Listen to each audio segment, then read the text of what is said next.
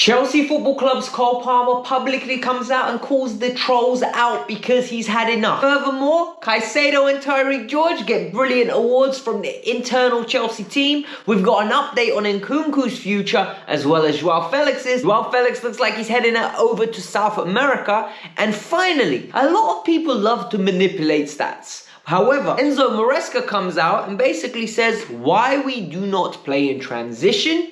And if you look at the last 9 games, Chelsea is sitting top of the league. People have to do it when it's against us. Why don't we talk it when it's for us? So, before we get started, number one, hit that like button. It's the best way to support the channel. 1,000 likes tells the Twitterverse and the YouTubeverse this channel's good. So do that now. It's free of charge. It's right there. Thank you very much. If you're new to the channel, subscribe. We're heading to 50,000. I'd really appreciate it if we do it before August. That happens by you subscribing. Thank you. You've done it now because you will forget. And finally, in the comments below, let me know now. Have you changed your mind? Do you think we'll finish in the top 5? Do you think this team is absolutely horrible as people were telling me a few weeks ago? We'll talk about it. Let's get into it. Chelsea Football Club beat Liverpool. However, straight away, everybody went and put their finest suits on. Some people put their turtlenecks on and a blazer over the top. And everybody went and started to get their awards. And the awards for Men's Player of the Year went to Moises Caicedo. Players and Coaches Player of the Year. That is deserved. For me, Caicedo has been one of our better players this year. If it went to Cucurella, I would have said it's deserved. If it went to Enzo Fernandez, I would have said it's deserved. It went to Caicedo, I've got no complaints. He deserved it.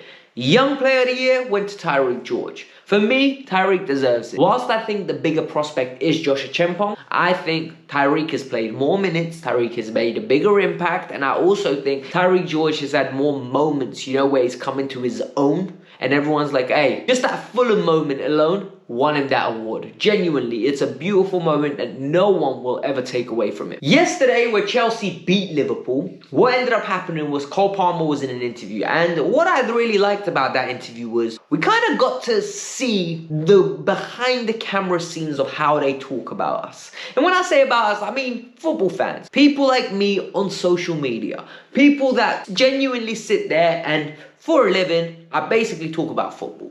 I get to sit behind this camera, talk about the sport that I love, talk about the team that I love, and pass my opinion. And Cole Palmer basically sat there and said, look, I've been getting trolled for the last 3 months. It's been bothering me. I'm not trying to let it get to me too much. I know the way social media is. It's full of trolls. And more importantly, I've been letting the team down with missing the chances. I don't want to do that. He went on a little rant. And for me, it was beautiful to see. Do you know why it was beautiful to see?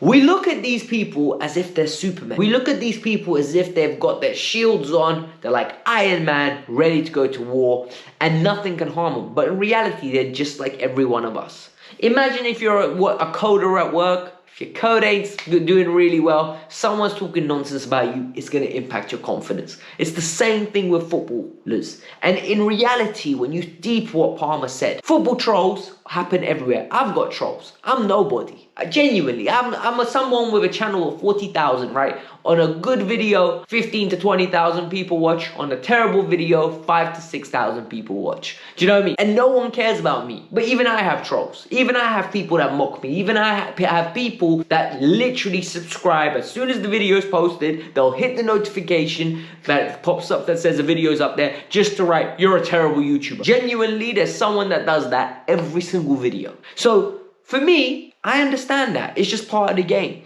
But what I really liked was the fact that he said, who cares about him? I think he said a swear word and it was bleeped out. And for me, I really appreciated that because we took human side of him, not the PR version of him. And the fact that he said he wants to take the blame on his shoulders when he basically said, when we're winning, I get all the praise. When we're losing, put it on me. I can handle it. And that's a sign of a great player, a great mentality, and more importantly, just us going in the right direction of building character.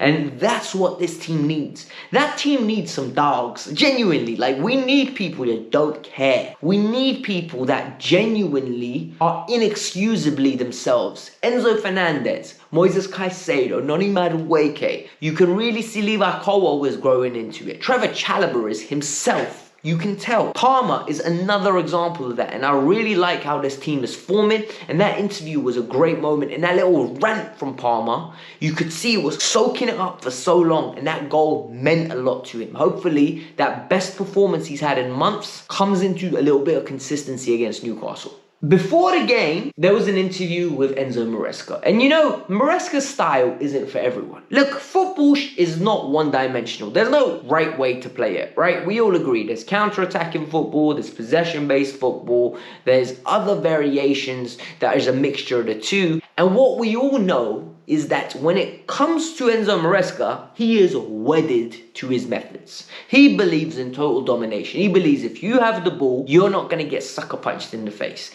You're in control. You control the probability of how outcomes are going to happen. You will most probably win the game.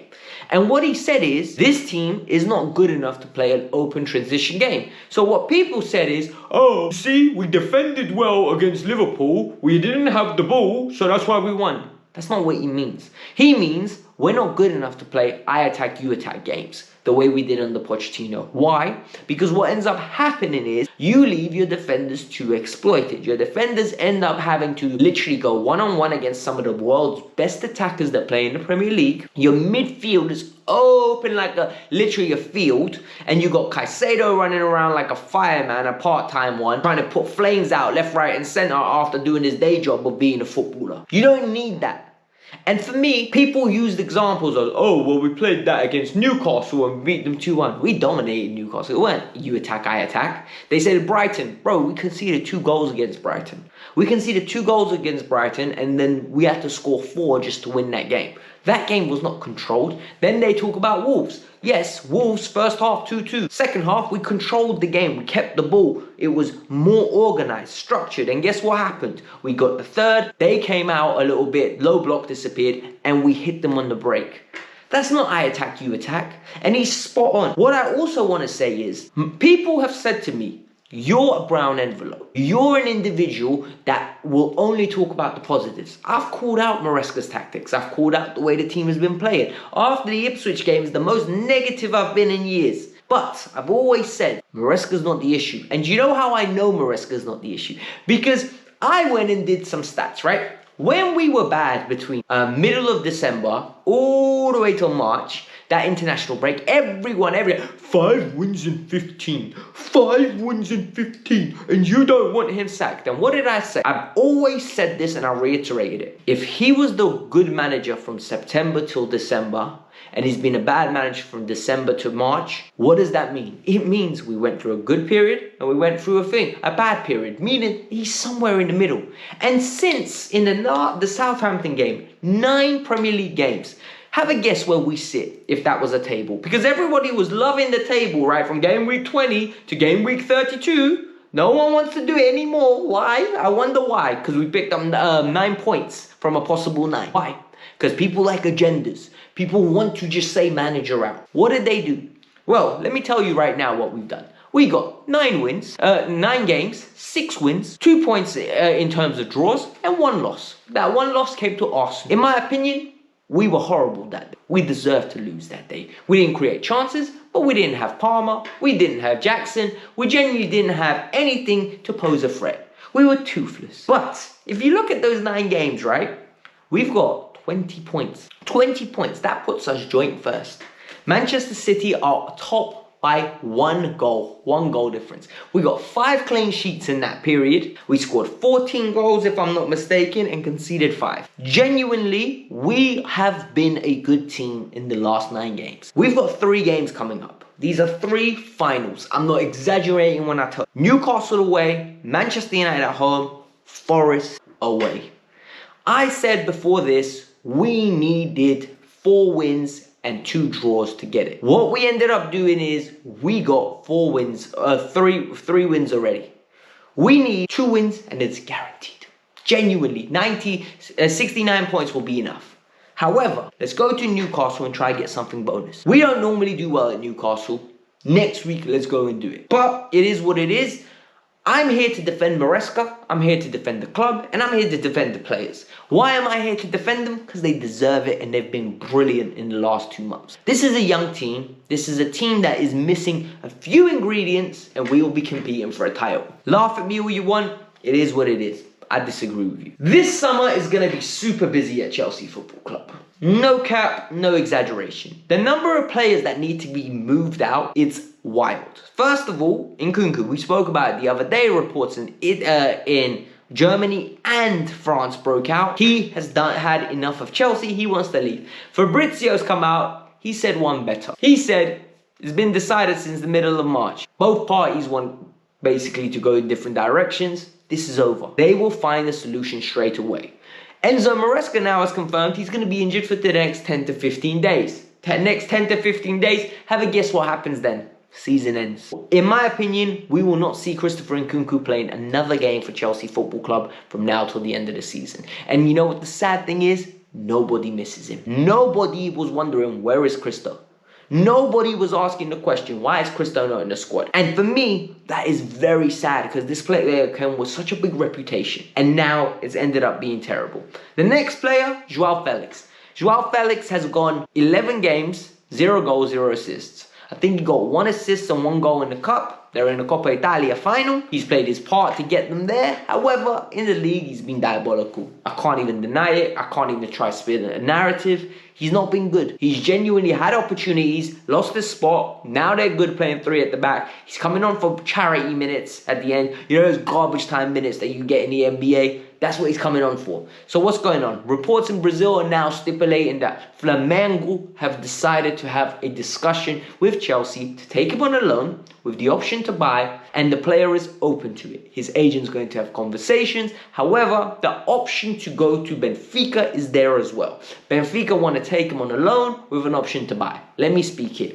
What I think we need to do here is we need to be very careful with what we do here. You don't want to send him to Brazil. He goes there, doesn't enjoy it, has his 1 year Brazilian experience, enjoys the nights out, has a great time, and then he comes back because they don't want to pay the money. What I think we should do is Benfica. Unless we reintegrate him and he's the cover for Cole Palmer and he's happy to be the cover for Cole Palmer, then it's a completely different conversation. Because next year we're going to have Champions League football and we're going to have Premier League football, right? Palmer can't play all 8 games in the league phase of the Champions League, all 38 games, plus the League Cup, plus the FA Cup. On top of that, any knockout stages that we get into, it's impossible. He's going to need coverage. Whether you use Joao or whether you need to buy someone needs to cover it. But if Joao goes back to Benfica, he needs to be on a permanent. Look, loan positions are going to be harder and harder to fill. Why? Because there's only 6 available internationally. Everything else is domestically. And this is where it gets tricky, and this is where it gets very confusing, and this is where we're going to have to make a decision on what we do. It is all well and good saying, let's send him to X, let's send him to Y, let's send him to Z. David Washington right now is at Santos. He started a game. He's got 1 goal. He's not doing the best. I don't know whether they're going to buy him, and I don't know what's going to happen. It is what it is, though. Listen, if you enjoyed this, hit the like button, subscribe to the channel, and I've got the reaction of my attendance to Stamford Bridge. Gave you a little vlog in there, and more importantly, the breakdown of the game. The good, the bad, and downright ugly. Check it out. Let me know your thoughts. Peace out. I'm out. Have a lovely day.